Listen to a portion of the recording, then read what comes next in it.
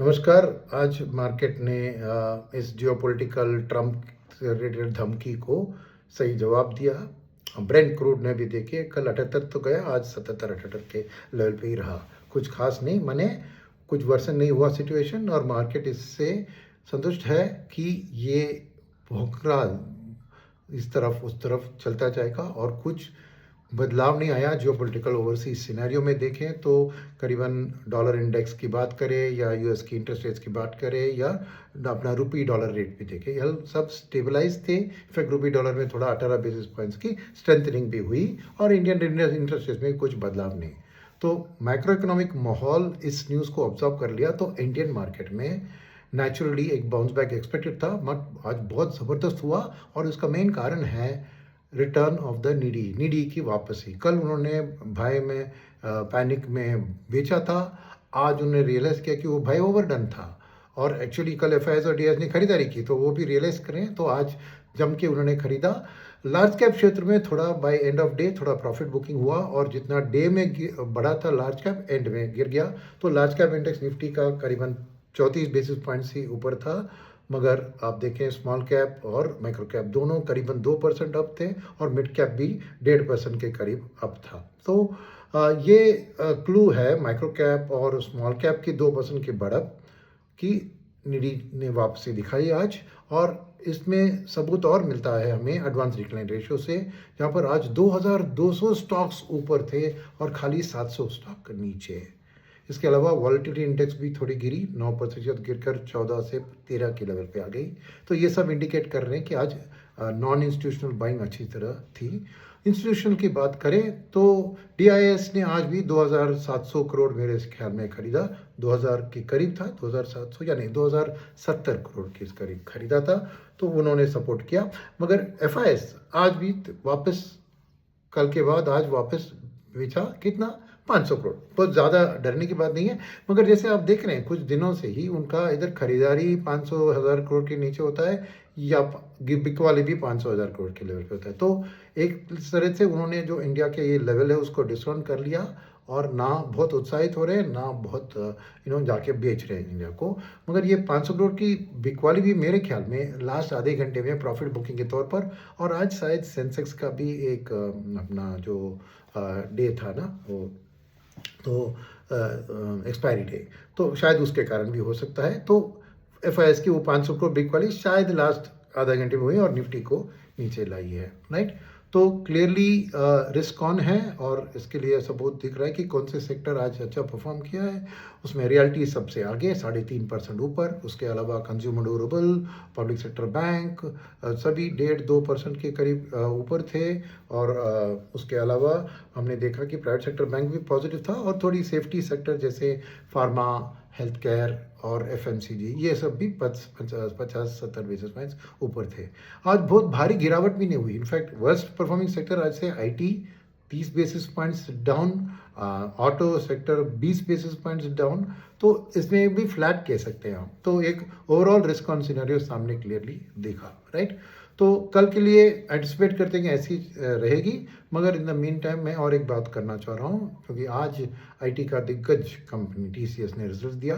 जो मैं कहने वाला हूँ टीसीएस के रिजल्ट के बारे में, मान लीजिए ये कोई स्टॉक रिकमेंडेशन नहीं है या ना खरीदने या बेचने की कोई सलाह है और मेरी कोई इसमें नहीं है, वो क्लैरिटी देना ज़रूरी है। मगर क्योंकि ये सेक्टर का दिग्गज है और ये सेक्टर के आउटलुक में इसके नंबर्स भी हाथ देते हैं, इसके लिए मैंने थोड़ा सोचा कि आज उसको डिस्कस करें। और ये मार्केट क्लोजिंग के बाद आया था, तो उसमें क्या है कि समराइज करूं तो एक इनलाइन था क्योंकि मार्केट की एक्सपेक्टेशन ही कम थी, तो उस हिसाब से इनलाइन था उनकी नंबर्स, राइट। क्या है कि क्वार्टर ऑन क्वार्टर में मार्जिन में कमी आई, मगर वो एक वन टाइम कुछ केस वो हार गए थे यूएस में, उसका इम्पैक्ट था। अगर उसको हटाएंगे तो मार्जिन का भी इंप्रूवमेंट करीबन 80 बेसिस पॉइंट्स इंप्रूवमेंट हुआ है मार्जिन का भी। और बिजनेस में धंधा में करीबन $9 बिलियन का टोटल कॉन्ट्रैक्ट वैल्यू है, यानी बिजनेस चल रही है तगड़ी तरह से। और अगर हम देखें कि सेक्टर वाइज उनका जो सेक्टरल बिजनेस होता है, बीएफएसआई उनका 32% होता है, उसमें करीबन 1.5% का क्वार्टर ऑन क्वार्टर ग्रोथ था क्योंकि माहौल ठीक नहीं है। और उस माहौल जो जियोपॉलिटिकल अनसर्टेनिटी की माहौल कंज्यूमर बिजनेस में दिखी क्योंकि वहाँ पर 4% की क्वार्टर ऑन क्वार्टर गिरावट थी।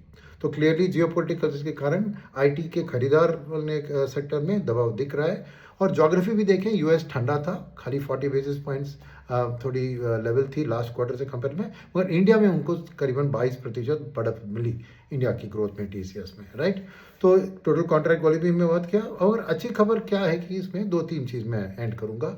एक है, वापस कई क्वार्टर्स के बाद वो री हायरिंग में उतरे, 9,000 से ज़्यादा लोगों को हायर किया, शायद वो एआई क्षेत्र में होगा। नंबर 1, एआई क्षेत्र के लिए उनको करीबन $2.5 बिलियन का एक बिजनेस कंटिन्यूटी रन रेट दिख रहा है, वो अच्छी खबर है। और उन्हें कुछ टाई अप्स भी अनाउंस किया है। ये एआई में भी ये 2.5 बिलियन में करीबन 14% का ग्रोथ था क्वार्टर ऑन क्वार्टर। और एआई के लेवल में उन्होंने बताया कि बहुत सारे स्टेप्स ले रहे हैं, उन्होंने टाइप्स भी कर दिया एलएलएम के लिए, लार्ज लैंग्वेज मॉडल्स के लिए, विद एंथ्रोपिक और मिस्ट्रल एआई, और करीबन 50,000 उनके लोगों को उन्होंने क्लाउड में ट्रेनिंग के लिए शामिल किया है। तो क्लियरली एआई का एक महत्वपूर्ण बढ़ रहा है, दिख रहा है टीचर्स के बारे में। छोटी रकम है, छोटी स्टेप्स है, मगर डायरेक्शन सही तरह से चल रहा है, ये अच्छी खबर है। उसके अलावा टीसीएस तो गाइडेंस नहीं देती है फ्यूचर के बारे में, मगर उन्होंने बताया कि जो दबाव दिख रहा है वो जियोपॉलिटिकल अनसर्टेनिटी के कारण जो सेक्टर्स इफेक्ट होते हैं, जैसे बीएफएसआई, कंज्यूमर, वहाँ पे दबाव दिख रहा है। मगर जो परमानेंट सेक्टर्स है, जैसे साइबर सिक्योरिटी हो या क्लाउड हो या एआई की प्रिपेयर्डनेस हो, वो वाला धंधा ठीक ठाक चल रहा है। तो ये आने वाले दिन के लिए थोड़ी अच्छी स्थिति है। और जैसे ये जियोपॉलिटिकल माहौल इंप्रूव होता है तो ऑनगोइंग उनकी बीएफएसआई कंज्यूमर में भी कुछ अच्छी उम्मीदें रख सकते हैं कि आगे। तो ओवरऑल ये नंबर्स से अभी वेट करना है बाकी दिग्गजों का। मगर जैसे एक्सेंचर की खराब गाइडेंस और रिजल्ट्स ने एकदम सॉफ्टवेयर के ऊपर दबाव लाया, वैसे टीसीएस रिजल्ट्स के कारण दबाव बढ़ना नहीं चाहिए सेक्टर के ऊपर। मगर बाकी रिजल्ट्स देख के ये रीइंफोर्स करते हैं कि सब लोग क्या एआई की ओर जैसे ये कर रहे हैं, शिफ्ट कर रहे हैं, वापस हायरिंग कर रहे हैं, और धंधे में उनका कैसे चल रहा है in terms of the AI की रेडीनेस ना, ये देखना चाहिए। उससे ही हम एक आईटी सेक्टर के बारे में एक व्यू फॉर्म करके लें। अब के लिए ना डर, ना ना ना, ना हार ना जीत, वही कहूँगा मैं रिजल्ट में। सो ठीक ठाक है ओवरऑल। इसके कारण आईटी सेक्टर में कुछ दबाव नहीं आना चाहिए, और शायद सेफ्टी के तौर पर कुछ बाइंग भी आ सकती है ओवरऑल सेक्टर में, राइट। तो जैसे मैंने कहा, रिपीट कर रहा हूँ, ये कोई बाई या सेल रिकमेंडेशन नहीं है किसी इन्वेस्टमेंट के लिए इन कंपनियों के स्टॉक में, जिसने मैंने अभी डिस्कस किया। धन्यवाद, मिलते हैं कल।